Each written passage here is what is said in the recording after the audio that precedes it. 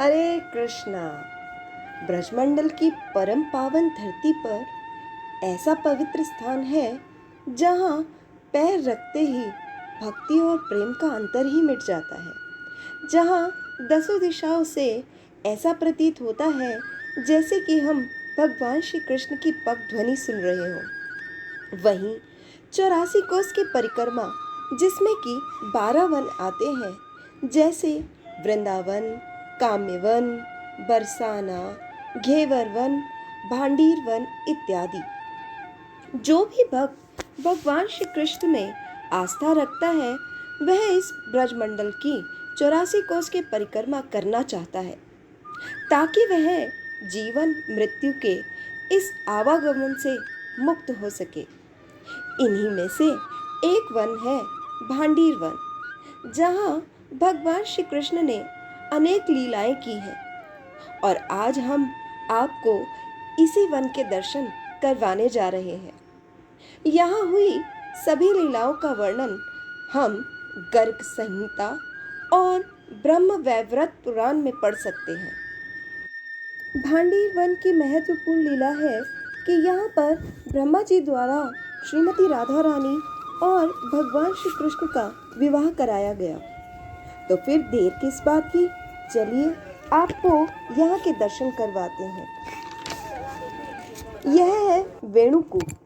इस कूप के लिए यह मान्यता है कि जब भगवान श्री कृष्ण ने बछड़े के रूप में आए हुए असुर वत्सासुर का वध किया, तब सभी ग्वाले कहने लगे कि तुम्हें गौ हत्या का पाप लगा है, तुमने एक बछड़े का वध किया है, तुम्हें शुद्ध होना ही पड़ेगा। तभी भगवान श्री कृष्ण ने अपनी बांसुरी से यह कूप खोदा और सभी तीर्थों के जल का आवाहन किया और भगवान ने इस स्थान पर स्नान किया। बताया जाता है कि सोमवती अमावस्या के दिन इस कूप का जल अपने आप ही बढ़ जाता है और देखने में सफ़ेद दूध जैसा हो जाता है। यह है भांडीर वन का महत्वपूर्ण मंदिर।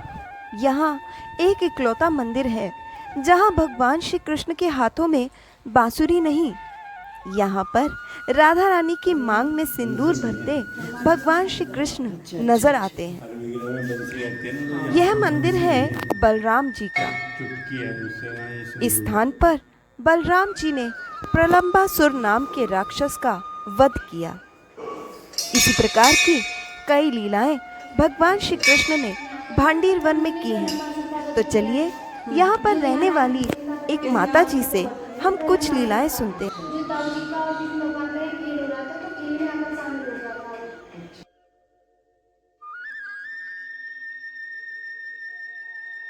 इसका प्रमाण गर्ग संहिता और ब्रह्म वैवर्त पुराण में मिलता है। और बट वृक्ष 5,000 साल पुराना है। ये वाला आपको छोटा सा दिखता है, लेकिन जो भगवान के समय में था इतना विशाल था कि इसकी सामने ऊपर चढ़कर भगवान जी अपना जुगाड़ किया करते थे। इतना विशाल था। और ये उसका अंश है।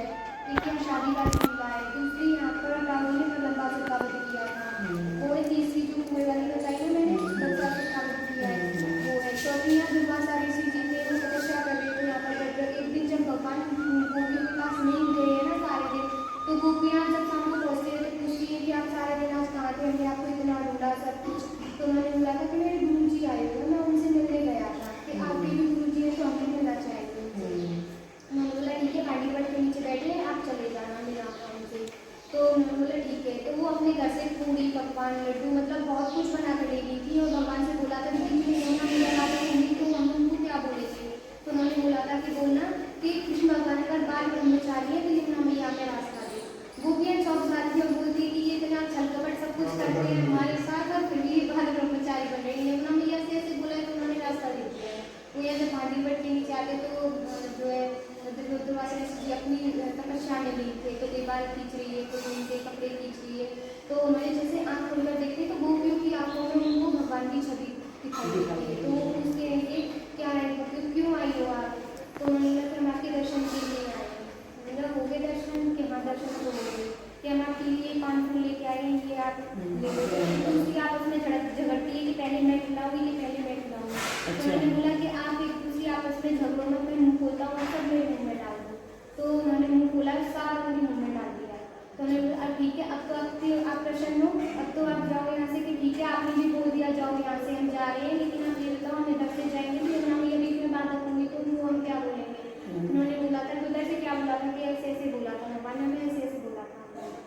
उन्होंने बोला ठीक है, तो आप इधर से बोलना कि दुर्वासा ऋषि जी का जो पुरस्कार व्यवहार करते हैं तो ये महिला में रास्ता दी। तो वो उधर से भी लौट जाती है कि मतलब इतना सब कुछ खिलाया हमने इनको, फिर भी दूध भाजी होती है उसका रस पीते हैं, ऐसा बोलते हैं। तो जब भगवान से मिलती है यमुना मैया उन्हें रास्ता दे देती है। जब वो दूसरे दिन भगवान से मिलती है तो पूछती है कि आप बाल ब्रह्मचारी बंदी हो, दुर्वासा ऋषि दूध पिए आ रहे हैं पे है। तो उन्होंने बोला था कि आपकी उत्पत्ति पूर्ण ब्रह्म परमेश्वर जो भी है हम ही हैं। चौथी ये है। और पांचवी, यहाँ पर जब भगवान की शादी हुई थी तो ग्वाल वालों के साथ भोजन करने के लिए, गायों को चराने के लिए यहीं पे आया करते थे, तो दोपहर के भोजन यहीं पे लेते थे।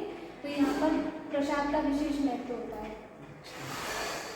यहाँ पर जैसे मक्खन, रोटी, छाछ ये सब दिया जाता है। और फिर गर्भशंका में लास्ट में आता है कि जब राधा रानी को यहाँ का महत्व बताया है ना भगवान ने, तो उन्होंने बोला था कि जो हांडी बन के दर्शन करेगा, जो पूरे दर्शन करेगा उसको मेरे 14 अवतार के दर्शन का फल प्राप्त होगा।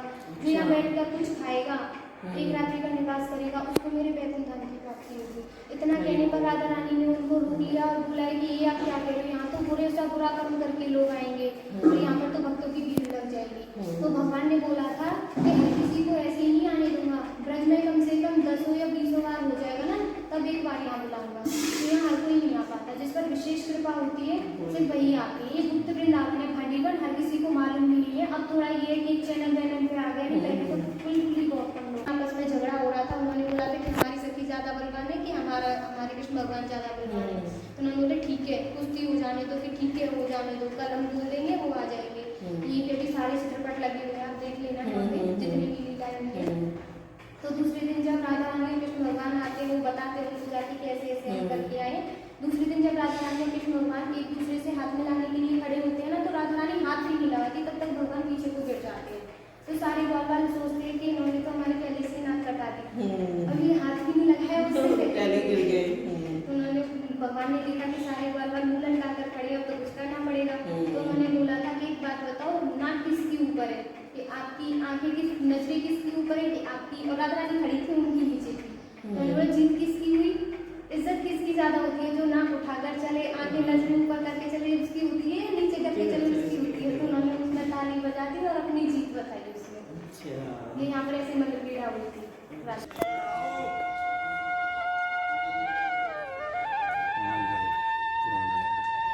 यहाँ पर भगवान श्री कृष्ण और श्रीमती राधा रानी का विवाह मंडप है और यहीं पर यह वृक्ष है जो एक दूसरे से परस्पर जुड़े। ये जो पेड़ आप पीछे देख रहे हैं, ये पेड़ एक भगवान श्री कृष्ण को दर्शाता है और दूसरा राधा रानी को। एक का रंग श्यामल है और दूसरे का रंग सफ़ेद है और दोनों परस्पर एक दूसरे से ऐसे मिले हुए हैं जैसे कि एक दूसरे से गले मिल रहे हों। और यह स्थली जो है ये भगवान श्री कृष्ण का मंडप है। चलिए आइए देखते हैं।